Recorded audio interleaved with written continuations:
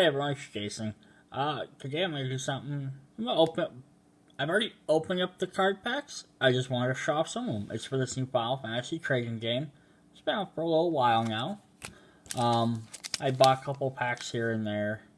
And then I went to town this weekend. I found some starter decks, some more packs. Again, this is one thing that sucks for me trying to do trading cards and opening packs is that there's no place around here that really sells stuff that's not just the Magic, Yu-Gi-Oh, Pokemon. So if I want anything kind of different, I usually have to go out of the way to find it. But I did, and I just want to show off some. So I'm going to do is probably do 2 videos here. We'll see how long this first one takes. I'm going to do the 2 decks I bought, and then maybe I'll do a second one that shows off all the booster packs. Alright. So, the first deck here I got is Serah from Final Fantasy 13. Basically, the way this works is you have your different colors are different elemental types: ice, fire, water, wind, land. You have forwards and you have backups. Your forwards are your guys that attack. Your backups are guys that do like extra jobs, or they do support class basically. Then they have like a type, like a job type, and then like what series they're from. So she's a forward from that. EX cards are just, they have special effects. If they get discarded when you take damage, you can use their effect. They're kind of like a buffer. Like she has 700 attack power. Also works as defense. If you're familiar with Magic, it's fairly similar. You play a cost player character, you attack, pulling either defends or doesn't defend, takes damage. 7 hits and they're dead, or defeated. So you get a couple different characters. I love this because the artwork is neat. They're from all different games. So I got from 13. So this is a 13 deck, so it has a bunch of characters from 13. This is Yule. And you get like multiple copies because it's a deck. I got a Mog from 13-2. Like this one here gives me like example, if I have a card named Serah or Noelle, I gain First Strike or Brave. First Strike, again, if you play Magic, you understand that Brave is basically your Vigilance. Attacks without tapping. They call tapping in this game dulling, because tapping is, I believe, copyrighted to Wizards of the Coast, but still. But then here I got like Knight from Final Fantasy Tactics. It's a straight regular character, doesn't do anything special. I have a Ghoul, who this is a monster type. Which I'm not sure how monsters work differently. It's the first time I've actually noticed that. It's not a forward or a backup. It's a Ghoul. It probably works just like a backup because it doesn't have an attack on there. They just probably list it differently. I'm going to slide these this way. So we got Hurgly from 12. I've never played 12, so I don't really know. This one lets you gain a cost equal to the number of job Moogles. So we have a Moogle here. That other card was a Moogle, even though they're not called Moogles up here. So it's just a thing, you gain extra things for having similar type characters. Here's a Knight. I love the Tactics artwork. The Summoner. And then here I got Shiva. Even though it's snow on there, Shiva's the motorcycle. If you're familiar with Final Fantasy 13. All the summons also act as vehicles for the different characters.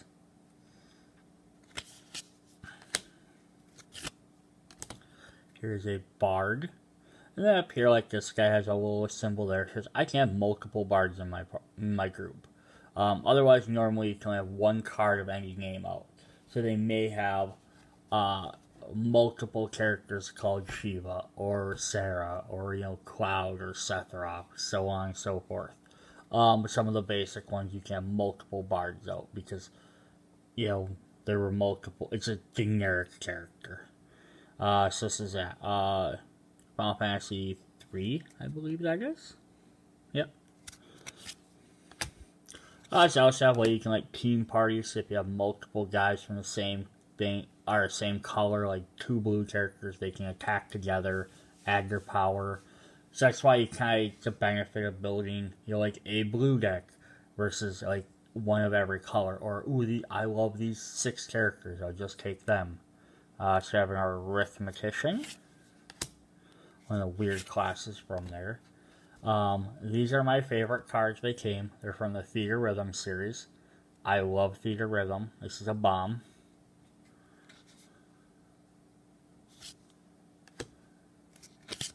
I just love that artwork. Here's Mont Blanc from 12. He's also another Moogle. So I'm into the fire type, and you can tell they have a fire symbol. They're red. They kind of have a red background. So like each of the decks has 2 colors. I think the idea is have 2, just that way you have different, because each one has their own strengths and weaknesses. Like red, I don't remember what they all are off the top of my head, but like one of them, like water, I think is like a discard. So like lightning does quick, heavy attacks. Like red does strong, regular attacks. Yellow is like defense, like earth. So I got Zaz from 13, and I got Brynhild, that was his summon ride. And summons are 1-cast spells. You play them once, they do something cool. Evoker. Black Mage. So this is a neat way for them to like incorporate all these different characters from all these different games. Some guys name characters, some guys aren't. How they can all work together. Gagot from 13, who's part of Nora. He can give people haste. Cassius from 13, who's a guardian of the Seers. Who automatically has Brave. Lebier. It's like this one says, choose one from category 13. So this allows you to give your characters from 13. So she's beneficial if you're playing mainly a Final Fantasy 13 deck, where the Moogles were good if you're playing a Moogle deck. But they can be scattered a little bit here and there. So here we have a Noel. So if you control a card named Sarah, he gains 2,000. So like then you have that other one that like you search for him, plus him and Sarah, you can create, plus that one there that you have a bonus to 13 characters, you can create some cool synergy. Some of these are kind of like neat full artwork cards, some are like just around the back. Alright, so we have Amagar, who is a commando. And that was all for that deck. So that was a Icespire deck. Alright, so we're going to do a second deck. This one was from Final Fantasy VII. So more people might know who some of these characters are. So of course we have a Cloud. It says his cost to play is a 6, which is kind of high, is reduced by each Final Fantasy VII forward I control.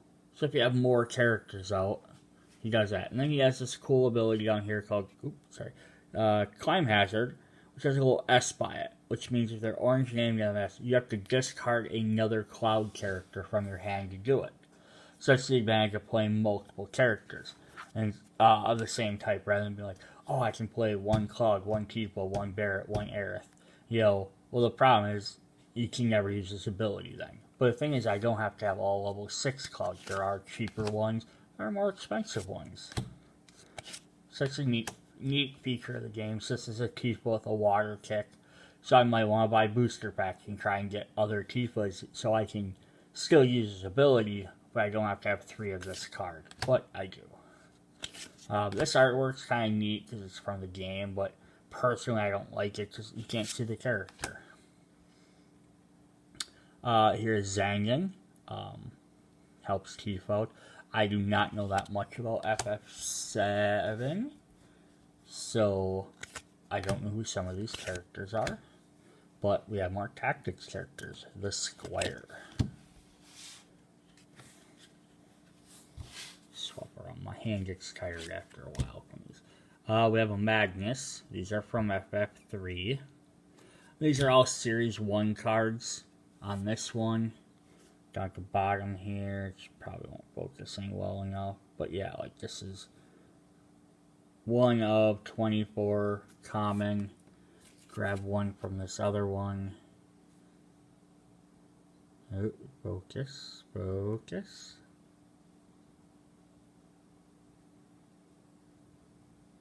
This one's from Series 5. This one, if that has an S after the end, it doesn't want to focus for you.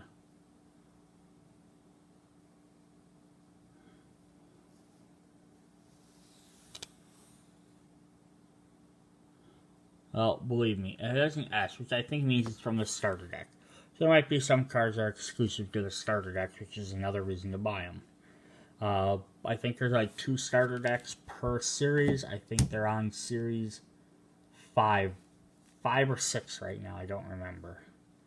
Anyhow, here's a Magnus. Here's a Samurai from Tactics. The Evoker from Final Fantasy 3. You might be like, what's the point of playing a cheap little one-cost guy that has no ability? Because they're backup cards. You put them in there, and then you have to dull them to gain a point. So you gain a point for a red, so you can summon a red. So I could tap one of these, and it'd give me a point towards my 2-cost Black Mage. I tap 2 of them, I could get 2 to pay for my Black Mage. Alternatively, you also have the option to discard a card from your hand to gain 2. So I could just discard him and get rid of him, and I could gain 2. It's a good way to waste, I don't need this guy because he has no actual abilities. Alternatively, you have this guy here who has a 1 red, 1 tap to put Black Mage into the break zone, which is discard pile, and choose 1 forward and deal 4,000. So basically, what I could do is I could tap my Evoker, pay 1, get 1 red, tap him, discard him, deal 4,000 damage, and possibly kill a weaker forward, or make him so he can't destroy one of my other guys. Use it during an attack. You also play with Ifrit, and then also deal another 4,000, that'd be 8,000 to a guy, which would take him out. There we have a Reg 13. Which I thought someone says pronounced like Red She. I'm not sure. Alright, so we have a Bahamut Fury. That looks pretty sweet. The way these EX and Burst use, as long as I'm explaining some of the mechanics of the game, are when you get damaged, your life damage, if you take a point of damage, you discard a card from your deck. If you take 2 damage, you discard 2 cards. If you draw an EX card during that damage, you get to immediately play his ability. So, like in the case of Bahamut Fury here, if I took a point of damage, took him off the top of my deck, I would immediately get to choose 1 forward, and I may discard 1 card from my hand. If I do, deal $7,000. If not, deal 5,000. So, if their card's already damaged, I could kill it, or I could pick a brand new one to kill. So basically, it's a neat way to potentially, if you're taking damage, you have a couple of EX cards in your deck, you can at least maybe stay in the game. Like, hey, you hurt me, now I get to play another card. It's kind of a way to bounce it. Now we have, so that was all fire cards, so we have a ton of fire cards now. And then I got some earth cards. These guys are more defense-oriented. Monk. A Golem from Tactics. It's like this burst one gets me, which you can use the card normally, you don't have to use it only as a burst. But I choose a forward, it gains 2,000 attack power to the end of turn. If it's blocking already, it gains 4,000. So that doesn't necessarily help me as much if I've already taken damage. Unless you're doing multiple attacks. Like you can still use it to save somebody. So you have Black Belt. That's 8,000. Dark Knight from Tactics. And like here, for each point you've received, he gains 1,000 power. So like early in the game, 2 costs for 3,000, probably a little expensive maybe, but you taking 5 points of damage later in the game, you're losing. All of a sudden now he's, 8,000 for 2. So you can drop multiple of them guys. We have Biggs, the Avalanche Operator from 7. So I have another 7 character. And we have Barrett. This is like a cheapy 2 cost one. We have Jesse. And we have Wedge. See, Wedge enters the field. You may search for one card named Biggs and add it to your hand. So that's kind of neat. And then, of course, we get a Vincent. Alright, so that is what I have for the first video for Final Fantasy Trading Card Game. That is the 2 decks I've gotten. I will do another video showing off the multitude of packs I've gotten. Alright, see you guys later. Bye.